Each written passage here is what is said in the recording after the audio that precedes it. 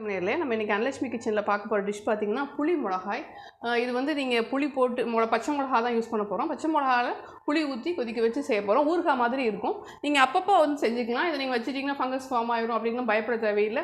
Even வெயிலில் வைக்கணும்னு கூட அவசியம் இல்லை. இந்த மழை காலத்தில் நீங்கள் இப்படி செஞ்சு ஃப்ரிட்ஜில் வச்சுக்கிட்டிங்கன்னா ஒரு 3 டேஸில் முடிஞ்சிடும். அது மாதிரி செஞ்சுக்கலாம் நீங்கள். ஸோ நான் இது மீடியம் சைஸு ஒரு 20 பச்சை மிளகாவை எடுத்து வச்சுருக்கேன். இதுக்கு தேவையான பொருள் பார்த்துக்கலாம். புளி இந்த 20க்கு ஒரு சின்ன சைஸு லெமன் சைஸு புளியை நல்லா கரைச்சி இது கொதிக்கிற அளவுக்கு தண்ணி எடுத்து வச்சுருக்கேன். அப்புறம் நம்ம தாளிக்கிறதுக்கு என்ன போடலாங்கிறத பார்க்கலாம். இப்போ நான் அடுப்பில் கடாய் வச்சுருக்கேன். இதுக்கு நல்லெண்ணெய் விடுங்க. ஏன்னா நல்லெண்ணெய் தான் நல்லா டேஸ்ட்டாக இருக்கும். ஊறுகாய் மாதிரி தான் இதுவும். இப்போ நல்லெண்ணெய் செக்கெண்ணெய் தான் விட்டுருக்கேன். இது வந்து நம்மளுக்கு இந்த 20 பச்சை மிளகாவும் வதங்கிறதுக்காக போட போகிறோம். தென் ஆட்டோமேட்டிக்காக எல்லாம் குக் ஆனதுக்கப்புறம் மேலே அந்த எண்ணெய் வந்துடும். ஸோ எண்ணெய் கொஞ்சம் கூட விட்டுக்கோங்க.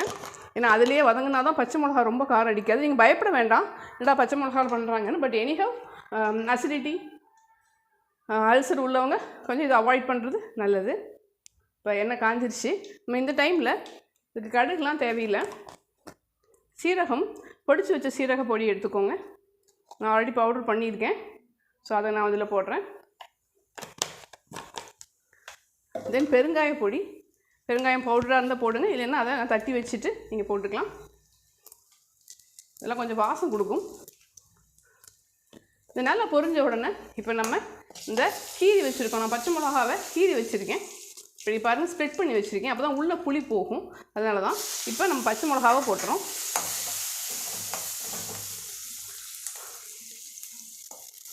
இது என்ன பண்ணணும், மேலே பச்சை மிளகா வந்து கலர் மாறணும், கொஞ்சம் வேகணும். ஃபஸ்ட்டு எண்ணெயில் மேலே உள்ள கோட்டிங் வதங்கிறதுக்காக நம்ம எண்ணெயில் விடுறோம். அதுக்கப்புறம் நம்ம புளி ஊற்றிக்கலாம். ஃபஸ்ட்டு இது கொஞ்சம் மேலே செவக்கட்டும். அது வரைக்கும் நம்ம வெயிட் பண்ணுவோம்.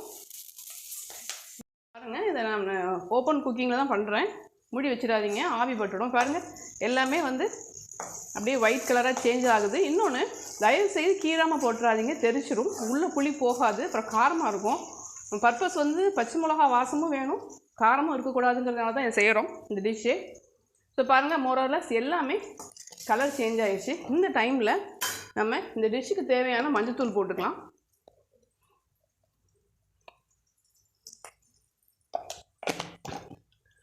இதோட பெரட்டி விட்டுக்கோங்க. இப்போ இந்த டிஷ்ஷுக்கு தேவையான உப்பையும் போட்டுடலாம். உப்பு கொஞ்சம் கவனமாக போடுங்க. கொஞ்சம் உப்பு புளிலாம் தூக்கலாக இருந்தால் தான் காரம் தெரியாது. இப்போ இதை மிக்ஸ் பண்ணிவிட்டு கையோடு இந்த புளியை எடுத்து ஊற்றிடுங்க.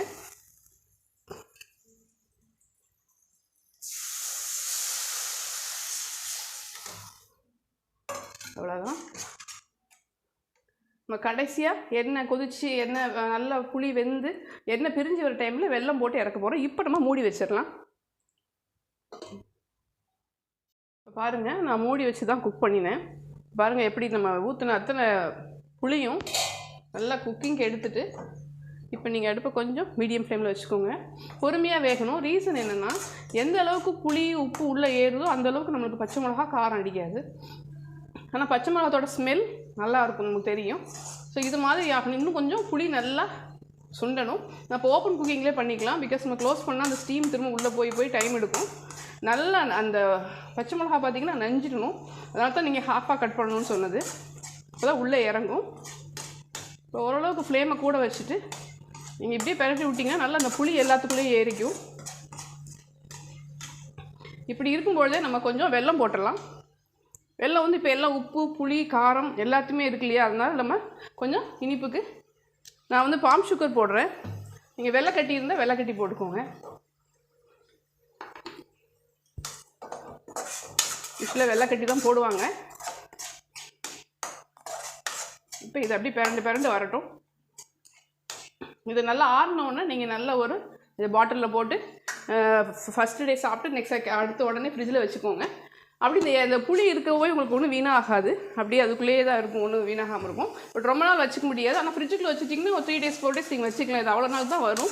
ஏன்னா நீங்கள் தயிர் சாதம், பருப்பு, ரச சாதம், பழைய சாதத்துலாம் சூப்பராக இருக்கும். இது ஒன்று எடுத்துக்கிட்டிங்கனாலும் நீங்கள் முடிச்சிடலாம் சாப்பாட்டையே.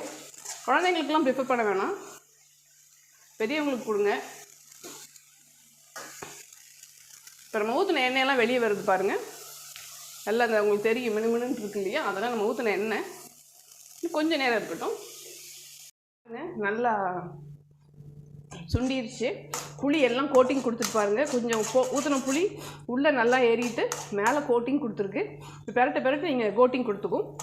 நம்ம ஊற்றின எண்ணெய் எல்லாம் பாருங்கள் மேலே அழகாக வந்துட்டு பாருங்கள். ஸோ இந்த டைமில் நம்ம ஆஃப் பண்ணி மூடி வச்சுருவோம். ஆறின உடனே ஒரு நல்ல ஏர்டைட் கண்டெய்னரில் போட்டு நீங்கள் ஃப்ரிட்ஜில் வச்சுட்டு ஒரு 2-3 டேஸ் வச்சு சாப்பிட்லாம். ஒரு தயிர் சாதம், பழையது இல்லை பருப்பு சாதத்துக்கும் சூப்பராக இருக்கும். ட்ரை பண்ணி பாருங்கள். இன்னொரு சூப்பரான டிஷ்ஷோட மீட் பண்ணலாம். மறக்காமல் சேனலை லைக் பண்ணுங்கள், ஷேர் பண்ணுங்கள், சப்ஸ்கிரைப் பண்ணுங்கள். தேங்க்யூ.